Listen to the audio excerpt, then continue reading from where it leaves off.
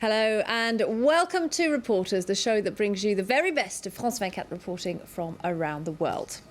Now, it's young people who most feel the pain from economic hardship in Spain. There, almost half of people under 25 are unemployed and they have little chance of leaving home in the current economic climate. They're bored, angry, and they blame their politicians. Los indignados, or the indignant citizens, have been taking to the streets of Spanish cities in their thousands. They've sparked similar protests in Greece, the UK and France, and they say the political system has failed and it's time for something new. France 24's Adeline Percept spent some time with them. Here's her report.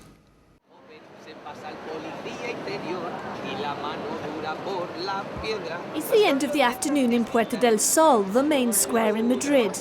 Ujo and his friends live here 24 hours a day, 7 days a week. They're part of a movement that calls itself the Indignant, a Spanish national protest group born here in Sol. Every day they attend the General Assembly here, the focal point for the protest. The General Assembly is where we decide whether we stay here or we go. It's where we decide the basics. It's important, the most important moment of the day. Thousands of young Spaniards have seized this public square to make a public stand. They want to change a political and economic system they feel squeezes them out of society. More than 40% of Spaniards under 30s are unemployed, double the European average. There's a lot of people unemployed. Those of us who are studying, we're joining a mass of people looking for work. Us students are really worried. I'm totally unemployed. I'm not working. I'm looking for work and I can't find any. I'm renting a flat, struggling to pay the rent, and there's a serious chance I have to return to living with my parents. This movement has developed a way of living together and taking decisions together. The objective of collective thinking is to create something. That means people with different ideas putting their energy into creating something. The group doesn't vote. Decisions are only taken when a consensus is reached. Debates last hours. I couldn't get bored with this because it interests me a lot. I've been hungry, tired, my legs ached, my ass, but I haven't got bored. I've spent years dreaming of something like this.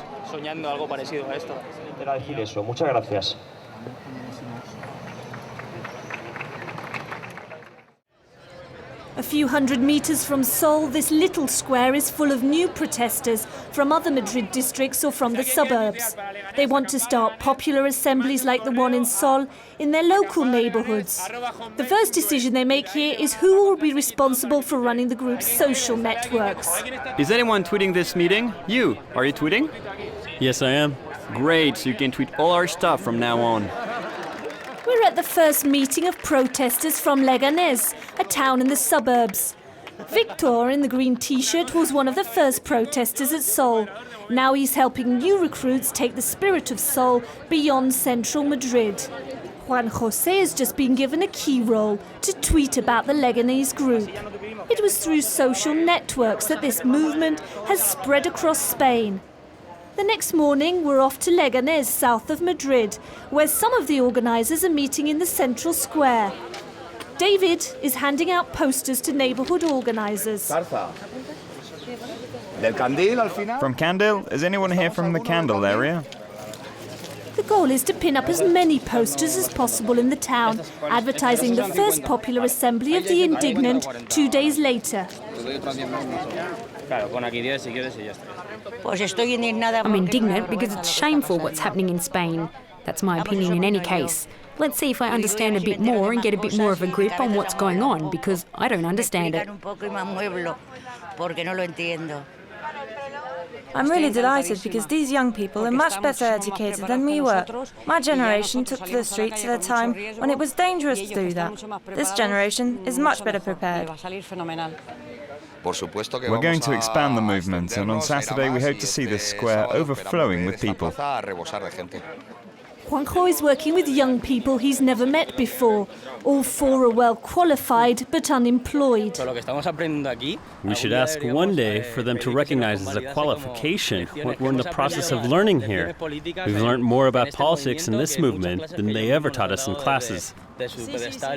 I know people who say that the movement has taught them more that they've learned in a year at university. Everywhere they go to pin up posters, the indignant receive support. The General Assembly is in the morning? Okay, I'll come.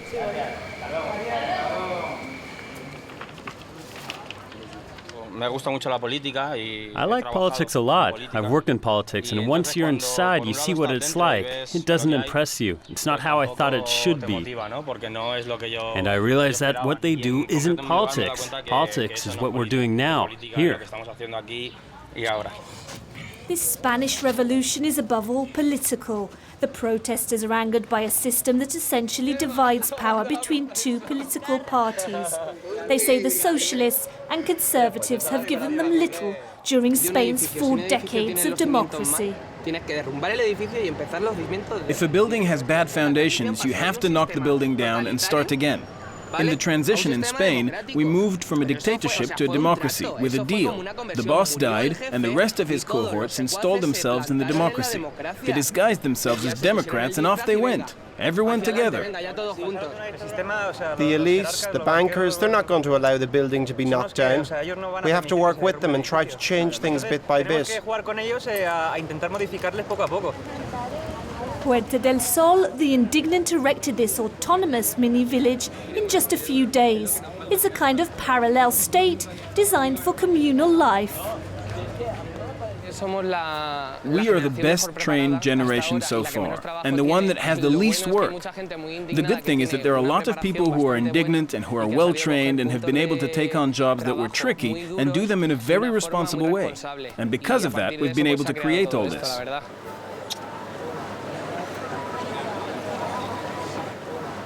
This is the plot of land that we created in the camp. It's tiny right now. From the start, here, the aim has been to create the least damage possible to the environment.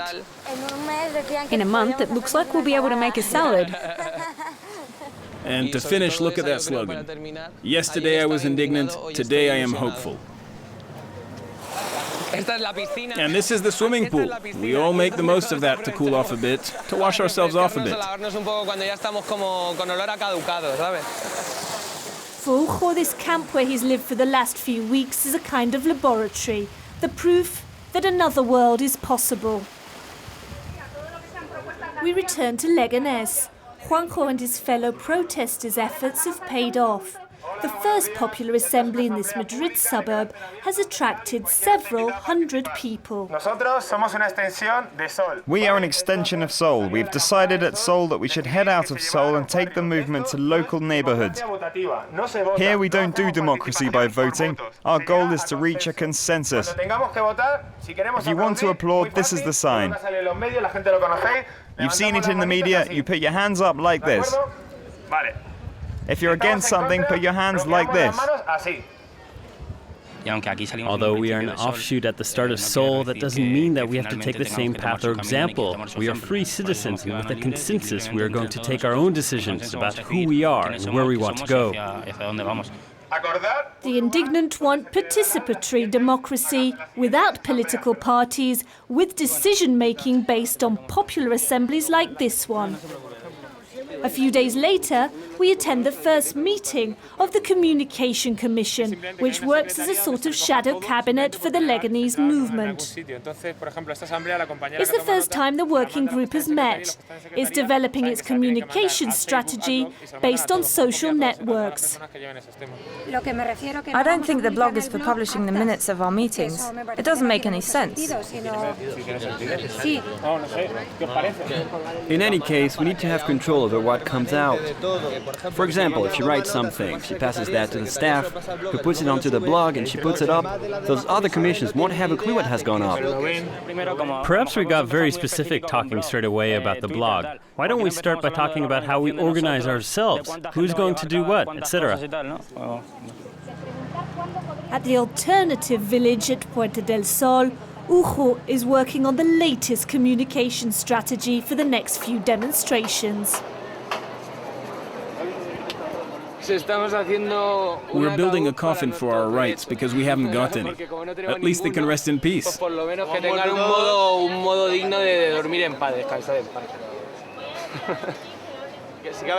And those politicians that are making our lives so difficult, there's plenty of place for us to bury them right beside our rights. The Seoul protesters have found sympathy among all sections of Spanish society and inspired copy camps and rallies in cities throughout the country. Compared to the Arab Spring and to the protests in France in May 1968, this peaceful stand has captured the world's attention. Young people from overseas have even made the trip to Madrid to join the debate, still underway in the early hours of the morning. There's a lot of things to be done, but by remaining here eating tortillas, we're not getting anything done. But it's time to eat tortillas. One day it will be time to pack up. We will have to leave, clean up and continue the movement. We will set up an information booth here and continue the movement on the internet. I agree we need to do that, but not yet. There are cities in Spain where the people have taken to the streets just 3 days ago and they're still not organised. If we pack up now, they'll throw them out. The camp is still home to dozens of protesters, and some have just arrived. We're both students and we came when we could, basically to support the cause, which we think is a just one. We have to fight for it. A friend sent me a message saying, come here, there's loads of people. We didn't know what was behind it. When we got here, we started to find out, and I said, I'm going to stay here. I came with just what I was wearing at the time, and I ended up staying with what I had on. Later, I packed a rucksack, but at the start, I just came to see how things were. I liked what I saw a lot. It's true that when all of this is gone, it will be really strange. It's been impressive. There are so many tents here.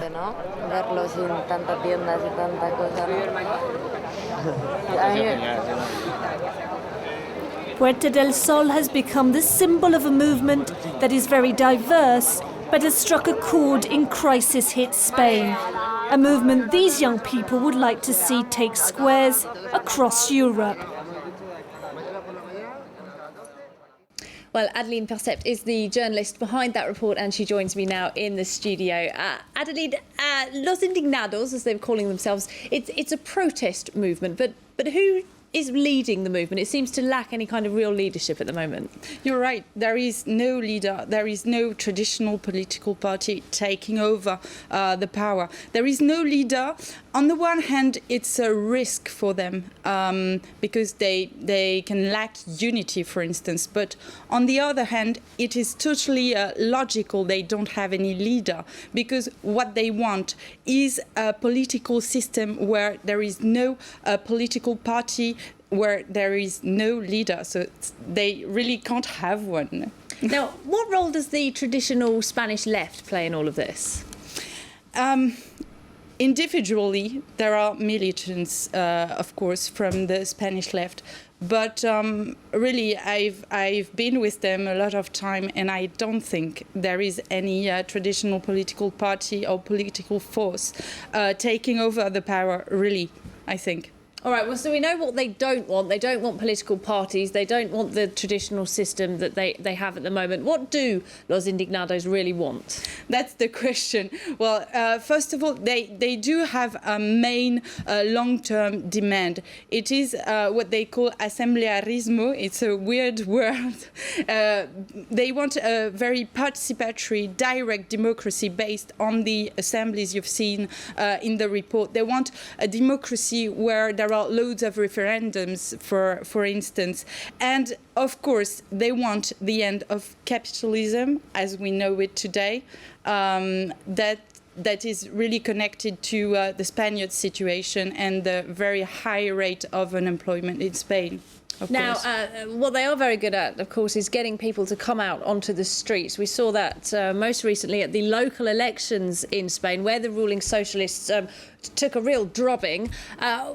what are they planning to do next? Well, actually, currently there are 100 groups of Los Indignados in the Madrid region, in different suburbs of the Spanish capital, in different neighborhoods of the Spanish capital too, and they want to celebrate popular assemblies in those neighborhoods, and then they want to build up a political project from the propositions they would agree in those assemblies. All right, Adeline Facet, thanks for coming in and for showing us your reports. Well, that's it for this edition of Reporters. You can watch this story and all of our other reports again on our website. It's www.france24.com. But until next week, goodbye.